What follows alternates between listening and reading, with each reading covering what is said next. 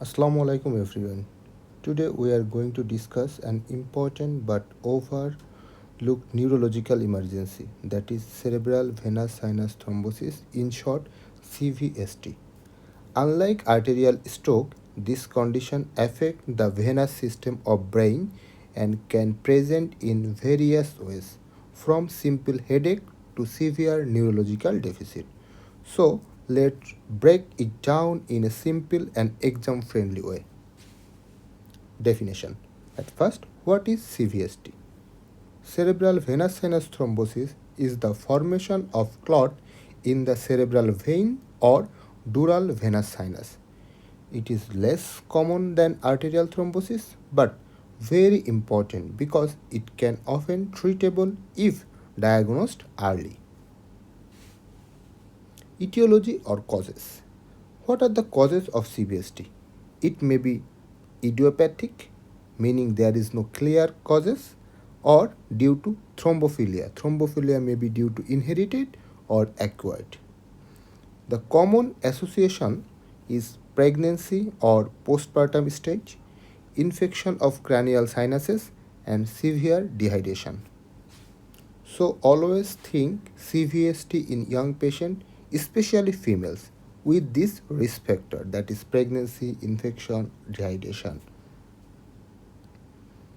Clinical features. The symptoms of CVST vary depending on which sinus is involved. The key feature includes raised ICP, and the features are headache and papilledema. Focal neurological deficit, that is aphasia, hemiparesis, seizure, and in severe cases, patient may present with life-threatening illness, but in mild cases, patient may present with simple headache and papilledema. Investigations. How can we diagnose CVST? The best investigation is MR venography, that is MRV. It shows filling defect of the affected venous sinuses and it confirms the diagnosis. Management. The most important part is treatment. Anticoagulation is the mainstay and the best treatment. It should start early with heparin followed by warfarin. Important point is even if there is venous hemorrhage, anticoagulation is still given. In selected cases, endovascular thrombolysis is also done. We should also manage the underlying causes, the complications such as raised ICP, convulsion, and the infections. So, what are the summary? CVST means the clot in cerebral venous sinus or cerebral vein. The most common causes are pregnancy, infection, dehydration, and the thrombophilia. The most common symptoms are headache, seizure, and focal deficit. Diagnosed by MR venography, and treatment is heparin followed by warfarin. After this, we can explain the CVST in details by our handnote.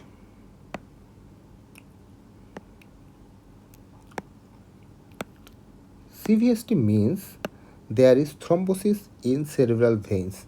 It impaired venous drainage. As a result, there is raised ICP and focal deficit, that is infraction and hemorrhage occurs. In picture, we can see that there is a thrombus in superior sagittal sinus. Superior sagittal sinus is the most common site.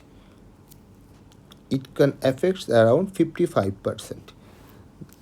Next to superior sagittal sinus, transverse sinus is common. It can affect around 35%. So, when there is thrombus in superior sagittal sinus, there is impaired drainage causing brain swelling and brain damage causing raised ICP. And focal deficit, it may infraction or hemorrhage. Etiology of CVST. In etiology, we can break in two ways, that is infectious and non-infectious.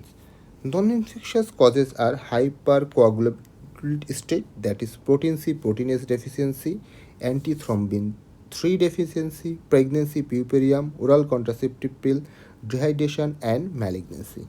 In infectious, it may be otitis media, mastitis, meningitis, and sinusitis. What are the risk factors? Risk factors are systemic disease includes SLE and Behcet, nephrotic syndrome, anemia, and postpartum state. So we should keep in mind this risk factor, that is SLE, Behcet disease, nephrotic syndrome. Clinical feature. Clinical feature we can remind this by a mnemonic, that is CVST. C for convulsion. It is most common, around 35%. C for cranial nerve palsy, C for coma and confusion. So C means convulsion, cranial nerve palsy, confusion, and coma. V means visuals, that is papilledema, around 50%. S for signs. What are the signs? That is focal sign, that is hemiparesis and aphasia. And T means throbbing headache. It is the most common presentation of CVST, that is around 75%. How can we diagnose CVST? Initial suspicion, young female with headache and seizure. If there is any risk factor, that is pregnancy, features of oral contraceptive pill, any risk factors of systemic disease, that is SLE, Behcet, dehydration, we should always think about CVST. And we can confirm it by imaging.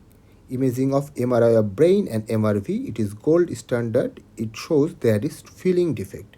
In CT scan, there is empty delta sign.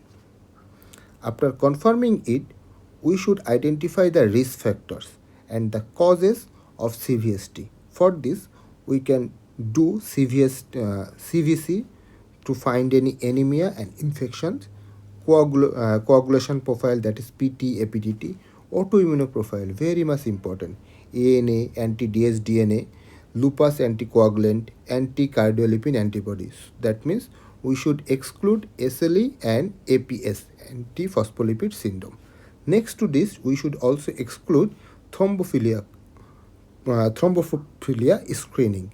For this reason, we should do protein C, proteinase, antithrombin 3, factor 5, and flow cytometry for PNAs. After diagnosing the CVST, the treatment is needed. The mainstay is thrombolysis or anticoagulation, and the other is treatment of symptomatic or complication and treatment of cause. Now, management. Emergency and supportive management. Immediate ICU or HDU admission with neuro and cardiovascular monitoring. There is airway, intubate the patient if GCS less than 8.